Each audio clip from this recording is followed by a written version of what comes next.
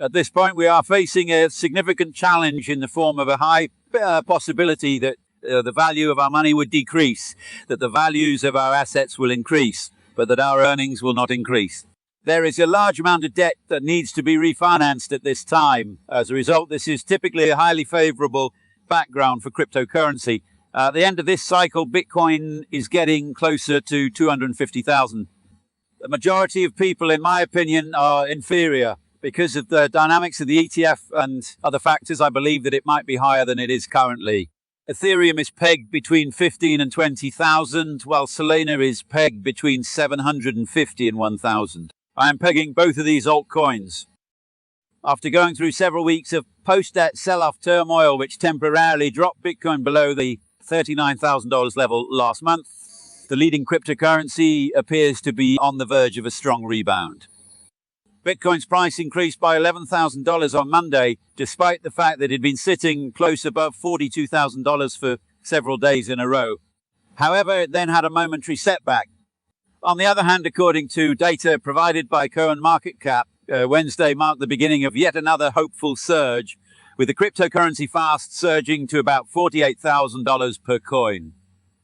A gain of more than 10% has been recorded for Bitcoin over the course of the past week, with a gain of 4.7070 in just the last 24 hours alone.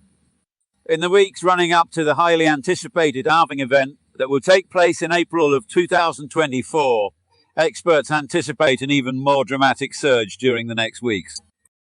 Raoul, the founder and CEO of Real Vision and a former executive at Goldman Sachs, forecasts that the price of Bitcoin will skyrocket by an astounding 431 before the current cycle comes to an end. He anticipates rises of around 700 and 8.5 respectively for Ethereum and Solana before the cycle comes to a conclusion in 2025. His estimates for these two cryptocurrencies are much more rosy. In his most recent interview with Weathen, a well-known macro analyst, Powell addresses the reasons behind his bullish stance on cryptocurrencies such as Bitcoin, Ethereum, and Solana, not only for the present cycle, but also for the long term. He says that his enthusiasm for these cryptocurrencies is not limited to the current cycle. He draws attention to the role that central banks play in encouraging an increasing number of people to adopt cryptocurrencies before the year comes to a close. Make sure you watch the video all the way through to the end so that you can hear Paolo explain on his bullish attitude on cryptocurrency in 2024 and the wider consequences for the industry. Thus, in the event that something goes wrong, you will receive a portion of your money back. An additional thing that we are learning is that banks are now bailing in creditors. Because of this, you discover that the problem in the realm of leverage is that you genuinely do not believe that whatever you believe you possess, you do not actually own, taking it away from you as a possibility. That is the true problem that we are attempting to solve here at the very top level, and that is how I can maintain that recorded ownership of what is mine and what is yours without polluting them because some third party utilizes them for their own purposes. What follows is that, before you know it, nobody is aware of anything. Nevertheless, the internet was unquestionably the other significant revolution. At the time that I began this voyage, the internet was already in existence. However, it did not exist on the same magnitude as it does now. The United States of America, the United Kingdom, and Europe are not excluded from the digital nation states that we are currently in the process of establishing. In addition, they require a system that indicates that our lives are becoming increasingly digital as each day passes. The value of digital assets has increased. This digital infrastructure is significantly more effective than traditional methods when it comes to moving things around and registering ownership. Therefore, if we now move to the system in which in the United States you purchase a house, it is stamped, it is taken to a notary, and it is then documented in a registrar, this can be instantaneous everywhere and nowhere, and it is always verifiable. Therefore, it is the operating system that is most suitable for the digital age. Without it, it is unable to perform its functions. It's all a little bit cumbersome. On the other hand, this allows for quick settlement, recorded ownership, and the transfer of everything.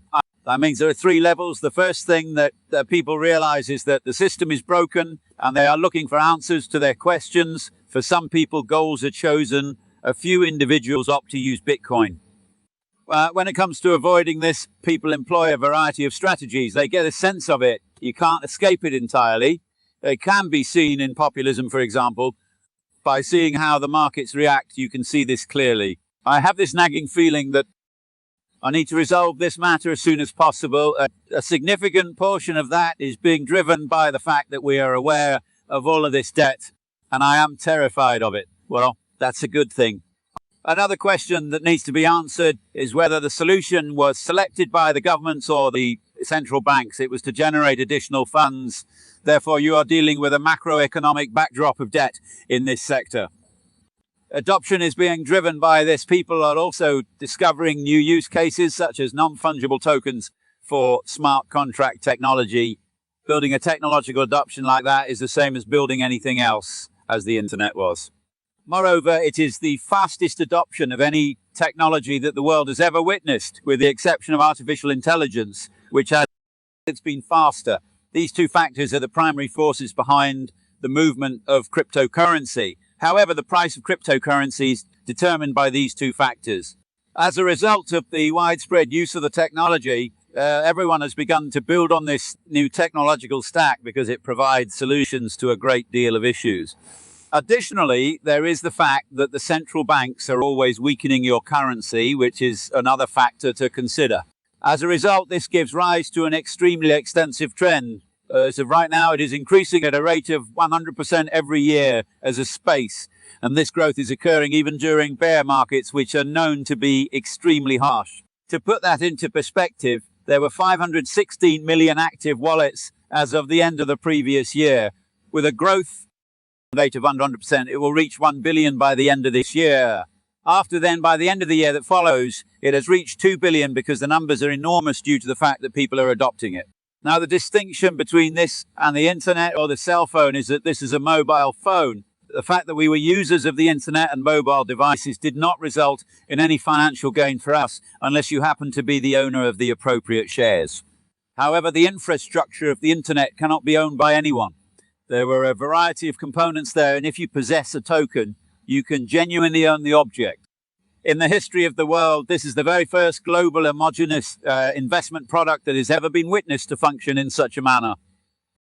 It appears to be the same product, just as Bitcoin is the same in India, Nigeria, London, and Hawaii. It is also the same in all of these other places.